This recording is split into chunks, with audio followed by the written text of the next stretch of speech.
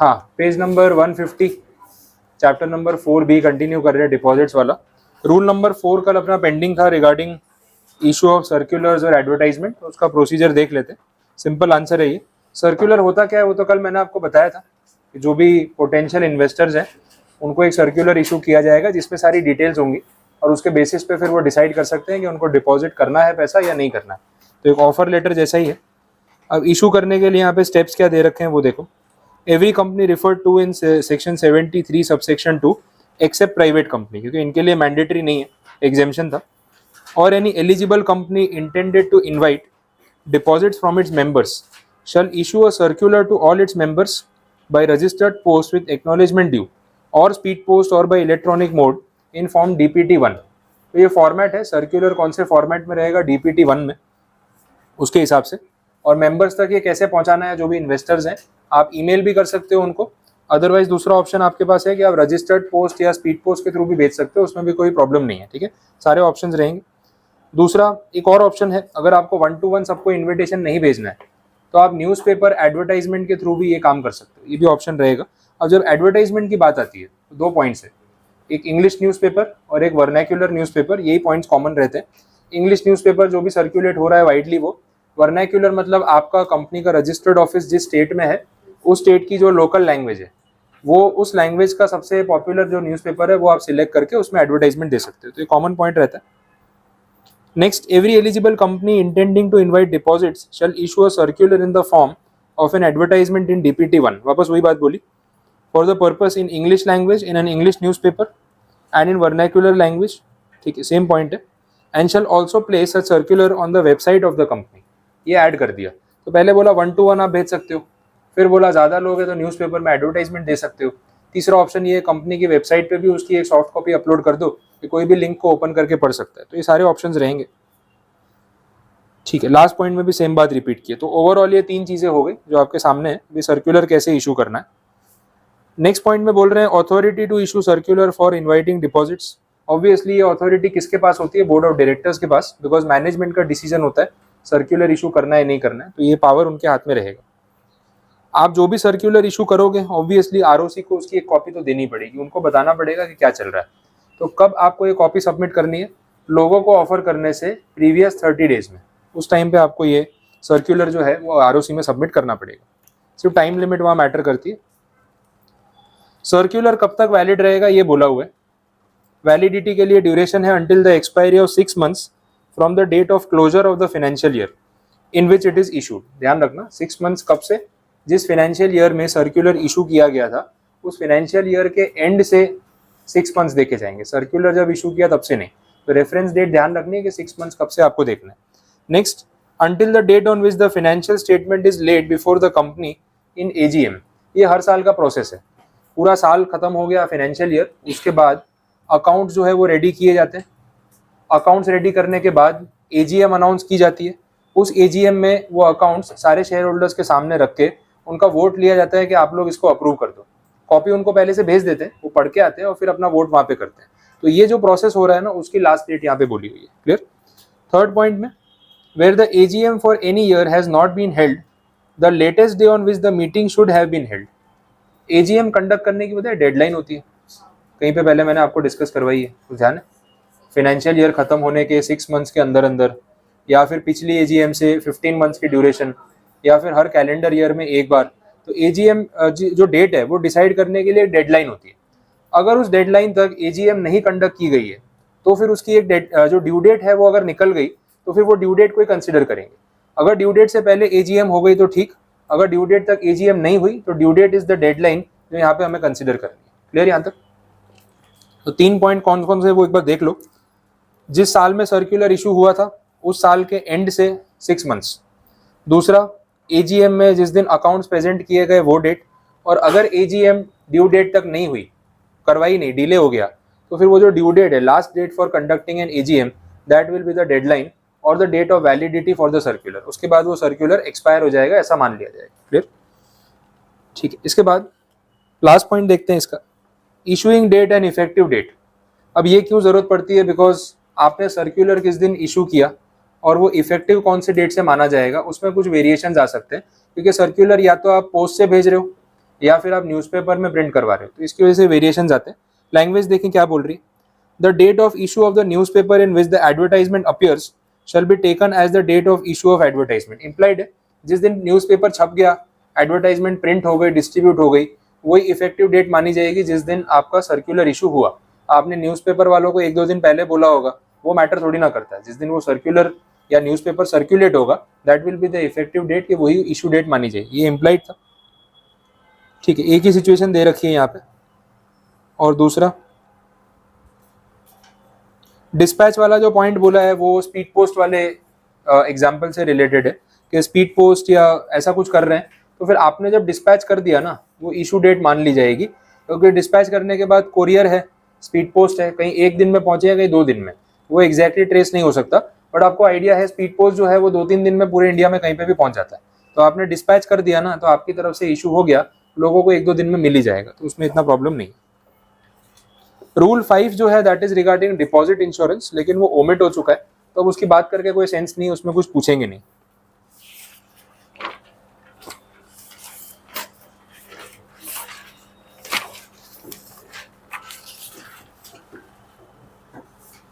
Next, repayment of deposits which are accepted before the commencement of the act.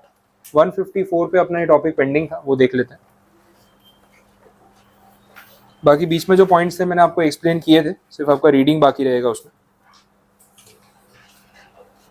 यहाँ पे उन deposits की बात हो रही है जो पहले से ही एक्सेप्ट कर लिए गए थे before commencement of the companies act 2013।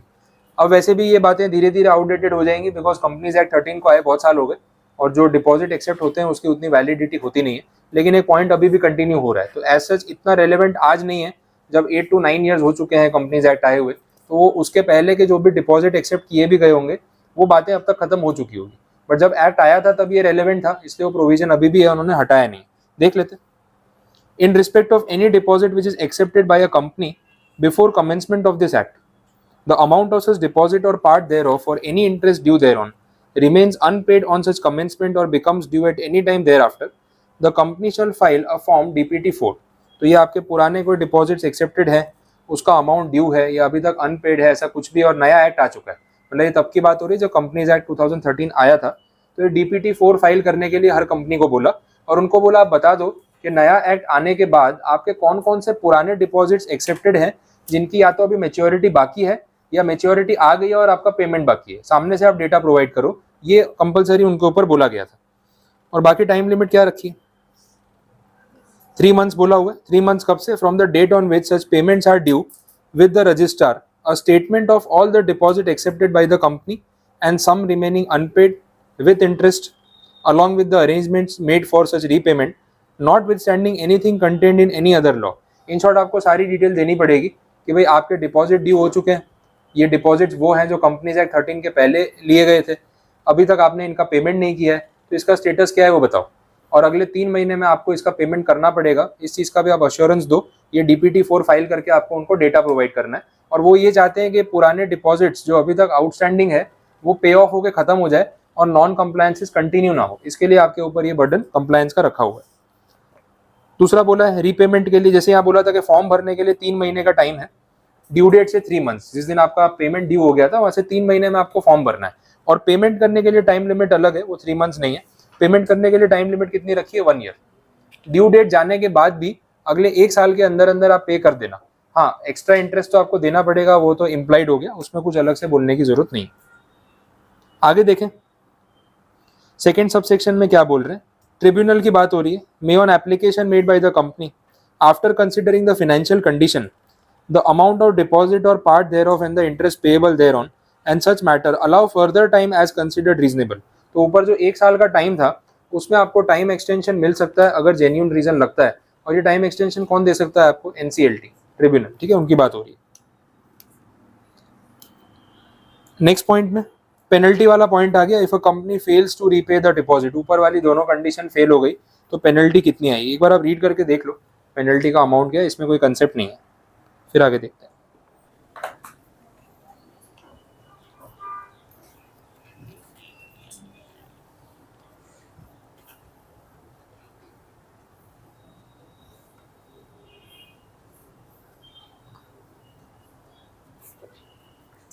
ठीक है, अमाउंट्स देख लिए। वैसे ही नेक्स्ट पॉइंट जो फोर्थ वाला है 75 सबसेक्शन 1, वहाँ पे भी लायबिलिटी की बात हो रही है। वहाँ वो 447 वाले सेक्शन का रेफरेंस दे दिया कि जो कंपनी के ऑफिसर्स हैं उनके ऊपर क्या एक्शन होगा क्या नहीं, 447 भी यहाँ पे एप्लीकेबल रहेगा। तो ये पॉइंट्स में आपको जितना डेटा याद रहे उतना ठीक है, ऐसा कोई टेंशन वाली बात नहीं है।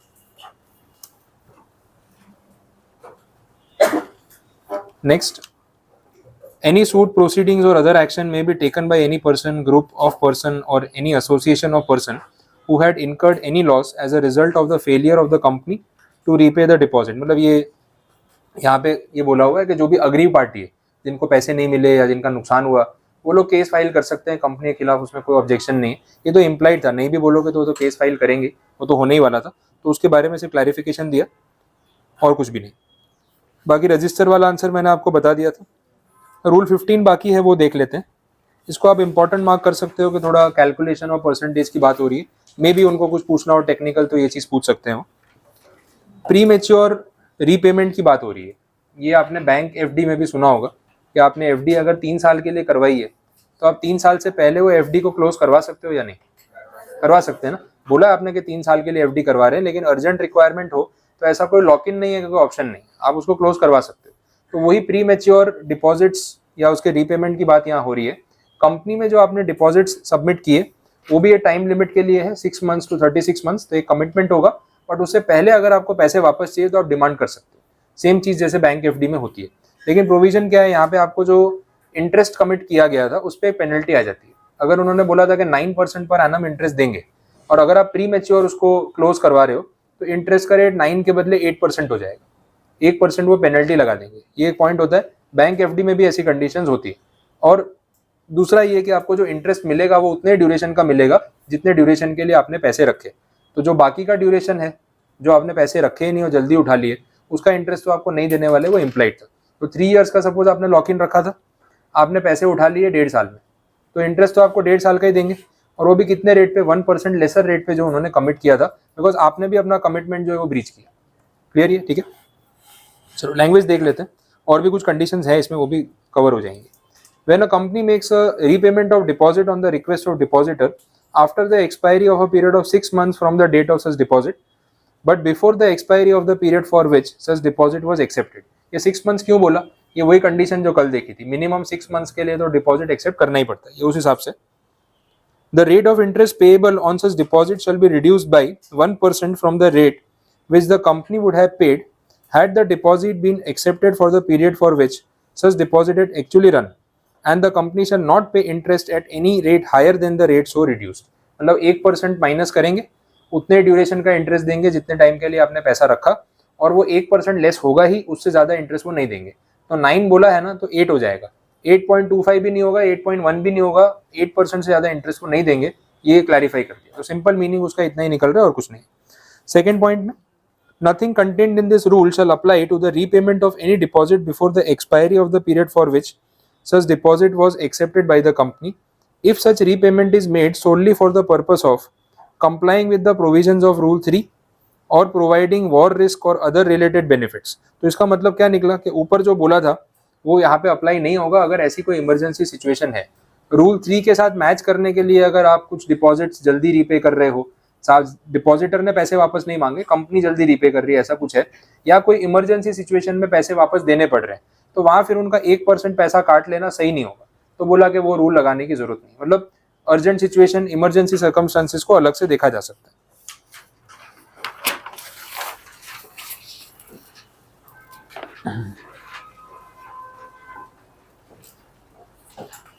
थर्ड पॉइंट देख लेना, ये अच्छा पॉइंट है, थोड़ा टेक्निकल है, ध्यान से समझ लो। बोला where a company refer to in section 73 subsection 2 और eligible company permits a depositor to renew his deposit, यहाँ पे रिन्यूअल की बात हो रही है, before the expiry of the period for which such deposit was accepted for availing of a higher rate of interest. इसमें क्या होता है, कंपनी लालच दे रही है, 3 साल के लिए आपसे डिपॉजिट मांगे थे, 9% आपको इंटरेस्ट रेट कमिट किया था और वो पे कर भी रहे हैं, अभी 3 साल खत्म नहीं हुए, उससे पहले ही आपको रिन्यूअल का लालच दे दिया, शायद कंपनी को पैसों की जरूरत होगी तो चाहते हैं कि लोग डिपॉजिट कंटिन्यू करें, तो बोला कि अभी से आप चाहो तो रिन्यू करवा लो, इंटरेस्ट रेट 9 के बदले 12% होगा। समझ में आ रहा है? तो काफ़ी इन्वेस्टर्स इस लालच में आके कंटिन्यू कर लेंगे, तो बोले पुराना सर्टिफिकेट ले लो, नया दे दो 12% वाला और कंटिन्यू कर लो।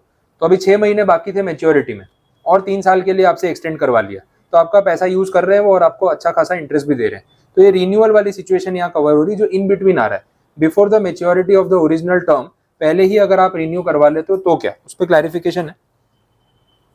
Before the expiry of the period for which such deposit was accepted by the company for availing higher rate of interest, the company shall pay interest to such depositors at the higher rate if such deposit is renewed in accordance with the provisions of these rules and for a period longer than the unexpired period of deposit। मैंने वही बोला 6 महीने ही बाकी थे ना, renewal आपने करवा लिया और कितने टाइम के लिए, फर्दर 3 इयर्स के लिए। तो जो अनएक्सपायर्ड पीरियड है उसे ज़्यादा टाइम के लिए रिन्यू करवाया और हायर रेट ऑफ इंटरेस्ट पे रिन्यू कराया, तो हायर रेट ऑफ इंटरेस्ट आपको मिलना शुरू हो जाएगा क्योंकि नया सर्टिफिकेट भी तो आ चुका है। तो ये तो कॉमन चीज़ थी, लेकिन जो नीचे कैलकुलेशन वाला पार्ट है वो देखना है। For the purpose of this rule where the period for which the deposit had run contains any part of a year, then if such part is less than 6 months it shall be excluded, and if such part is 6 months or more it shall be calculated as 1 year। ये rounding off की बात हो रही है, तो जो आपका term निकल चुका है ना उसकी बात हो रही है। सपोज आपका ड्यूरेशन अभी हो चुका है 2 साल और 3 महीने, तो ये जो 3 महीने है this is less than 6 months, बोला इसको एक्सक्लूड कर देंगे। एक्सक्लूड करने का मतलब ये है कि इसको पुराने टर्म में ना गिन के नए टर्म में गिन लेंगे, और आपको वो 3 महीने का भी इंटरेस्ट कौन से रेट पे मिलेगा, हायर रेट पे या न्यू रेट पे। लेकिन यही अगर 2 इयर्स और 10 मंथ्स होता तो उसको कितना काउंट करते, पूरा 3 इयर्स, मतलब वो 10 मंथ्स को पूरा 1 ईयर काउंट करेंगे और वो पूरे 1 ईयर का इंटरेस्ट आपको पुराने रेट से मिलेगा, और नया रेट जो है वो उसके बाद वाले मंथ से, मतलब 3 साल पूरे होने के बाद स्टार्ट होगा। अब यहाँ किसी को फायदा भी हो सकता है, नुकसान भी हो सकता है, दैट डिपेंड्स कि कौन से पॉइंट पे ये रिन्यूअल हो रहा है।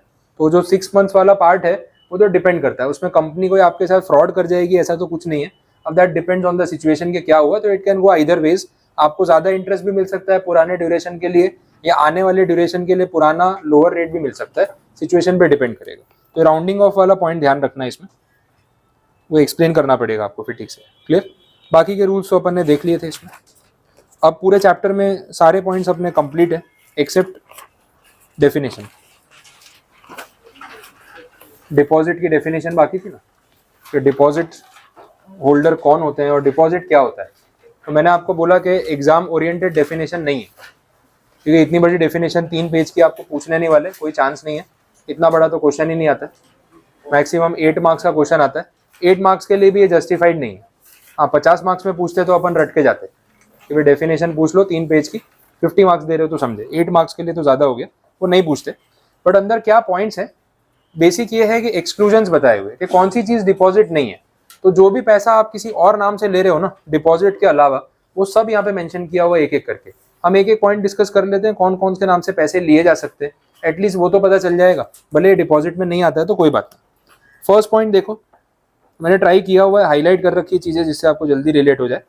बोले गवर्नमेंट से अगर आपने कोई भी अमाउंट रिसीव किया है, ठीक है, या फिर गवर्नमेंट ने आपको गारंटी दी है कि आप लोन बोरो कर लो, पैसा उठा लो, हम गारंटी देते हैं सामने वाले को कि आप पैसा रीपे कर दोगे, कोई टेंशन नहीं है, तो ये डिपॉजिट नहीं है ना, ये तो बोरोइंग है, ये तो लोन है। तो जब आप उसको दूसरी कैटेगरी में कैटेगराइज कर सकते हो तो उसको पब्लिक डिपॉजिट में कैटेगराइज मत करो, सिंपल मीनिंग हो गया। नेक्स्ट पॉइंट बोला है any amount receive from foreign government. Foreign government या वहाँ की कोई एजेंसी, अगर वहाँ से आप कोई पैसा बोरो करते हो दैट इज नॉट डिपॉजिट, क्योंकि डिपॉजिट या तो मेंबर से लिया जाता है या फिर आउटसाइडर लोगों से। यहाँ तो government, foreign bank, foreign entity, वो सब बातें हो रही है, ये सब डिपॉजिट्स की डेफिनेशन में कवर नहीं होता। थर्ड पॉइंट में any amount received as a loan और फैसिलिटी फ्रॉम बैंकिंग कंपनी, किसी बैंक से लोन लेना, that is not a deposit, वो तो लोन हो गया ना। नेक्स्ट पॉइंट भी ऐसे ही है, पब्लिक फाइनेंशियल इंस्टीट्यूशन से बोरोइंग करना, ये भी वही काम कर रहे हैं, मनी लेंडिंग का। अच्छा, इंस्ट्रूमेंट्स इशू कर देना, कमर्शियल पेपर्स, अदर इंस्ट्रूमेंट्स, आपने नाम पढ़ा होगा कमर्शियल पेपर्स, ठीक है। तो ये डॉक्यूमेंट्स के थ्रू अगर आप पैसा रेज कर रहे हो तो ये अलग कैटेगरी हो गई ना। कमर्शियल पेपर है तो फिर उसको डिपॉजिट कैसे बोल सकते हैं, deposit is a different instrument, commercial paper is separate. Next point में बोला इंटर कॉर्पोरेट लोन्स, एक कंपनी दूसरी कंपनी से पैसा बोरो कर रही है, ऐसा अलाउड होता है। इसके लिए चैप्टर 10 में हम पढ़ने वाले हैं, वो टॉपिक पूरा उसी पे, सेक्शन 185, 186, वहां पे बात करेंगे। ये डिपॉजिट नहीं है, इतना क्लियर कर दिया। नेक्स्ट पॉइंट में सब्सक्रिप्शन की बात हो रही है, शेयर एप्लीकेशन मनी, जिसका अलॉटमेंट अभी बाकी है। आपने एप्लीकेशन मनी मंगवा लिया है, अलॉटमेंट करना बाकी है, तो ये डिपॉजिट थोड़ी ना है। इसके फ्यूचर में तो आप शेयर देने ही वाले हो ना, तो फिर डिपॉजिट कैसे होगा, तो ये भी इम्प्लाइड था। ऐसे सब पॉइंट्स एक्सप्लेन किए जो ऑब्वियस थे कि वो डिपॉजिट्स नहीं है। नेक्स्ट पॉइंट में बोल रहे हैं any amount receive from a person who at the time of receipt of the amount was a director of the company और a relative of the director of the private company, मतलब director से ही loan बोरो कर लिया या director के relative से पैसा बोरो कर लिया, again that is not deposit. ये तो डायरेक्टर से बोरोइंग की वैसी बात हो गई, है तो लोन ही, वो ध्यान रखना है। नेक्स्ट पॉइंट में देखो इम्प्लाइड है, बॉन्ड्स इशू करके पैसा रेज कर रहे हो, डिबेंचर्स इशू रेज करके पैसा रेज कर रहे हो, तो डिबेंचर अलग इंस्ट्रूमेंट है, डिपॉजिट अलग इंस्ट्रूमेंट है, मिक्स करने की जरूरत ही नहीं है। उसके बाद वाले पॉइंट में भी वही बोला है, नॉन कन्वर्टेबल डिबेंचर्स, ज्यादा डिटेल में नहीं जाएंगे चलेगा। नेक्स्ट पॉइंट देखना, any amount receive from an employ of the company not exceeding his annual salary under a contract containing non interest bearing security deposit.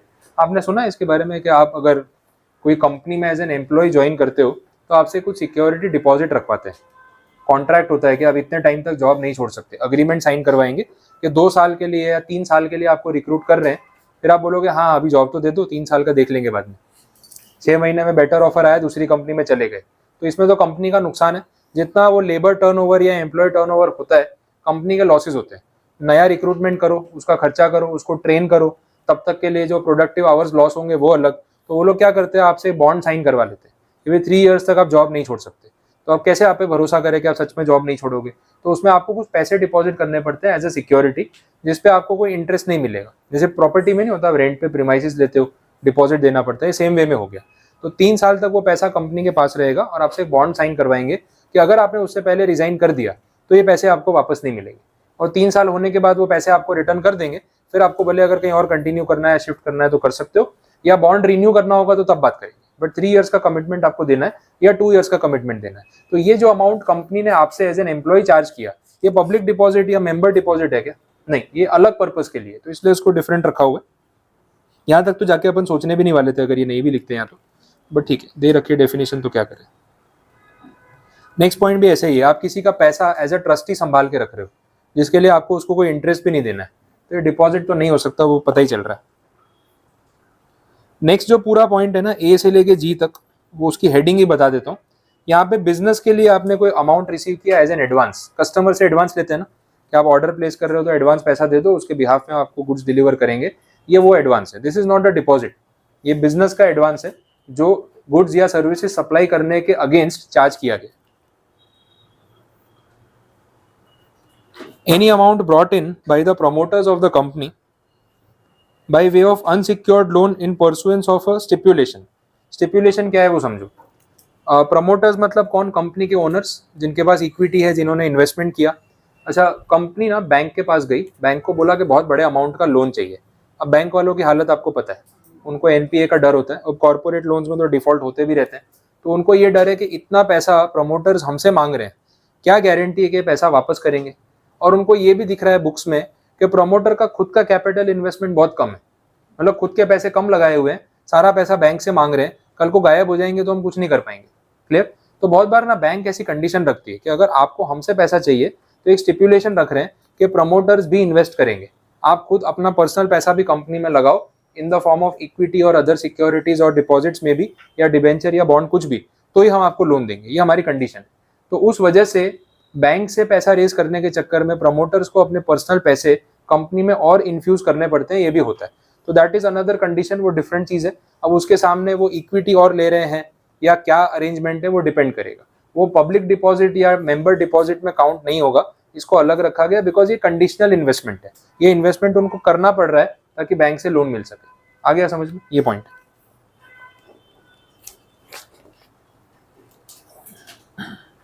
Next point में निधि company की बात की, amount accepted by a Nidhi company. अब उनका तो purpose ही अलग है ना, वो अपन ने देखा हुआ है, तो उसको डिपॉजिट से अलग रखा गया। नेक्स्ट में वो चिट फंड एंटिटीज जो होती है, चिट फंड कंपनीज, उनकी बात हो रही है। लक्ष्मी चिट फंड तो सुना ही आपने, ठीक है। नेक्स्ट कलेक्टिव इन्वेस्टमेंट स्कीम्स, ये सेबी की अलग अलग एंटिटीज है, म्यूचुअल फंड होता है ना, कुछ वैसा हो गया कलेक्टिव इन्वेस्टमेंट स्कीम। टेक्निकली ज्यादा अभी इस पे नहीं जाएंगे, चलेगा। अगले पॉइंट में स्टार्टअप कंपनी की बात कर दी। स्टार्टअप कंपनी ने कुछ पैसा रिसीव किया इनिशियली फंडिंग के तौर पे, एक कन्वर्टेबल नोट उन्होंने दे दिया। कन्वर्टेबल नोट मतलब वही हो गया डेट इंस्ट्रूमेंट, कि आज आप पैसा दे दो, कन्वर्टेबल सिक्योरिटी ले लो, बाद में इक्विटी में कन्वर्ट कर देंगे उस सेंस में। तो वो पैसा जो रेज किया गया है that is not a deposit, उसको सेपरेट माना जाएगा। और लास्ट में बोला है कंपनी ने फंडिंग ले ली इन पर्टिकुलर एंटिटी से, alternate investment funds, domestic venture capital funds, अलग अलग ट्रस्ट होते हैं जिनसे फंडिंग मिल सकती है, म्यूचुअल फंड वालों से फंडिंग मिल सकती है, वो डिपॉजिट्स की कैटेगरी में नहीं आता।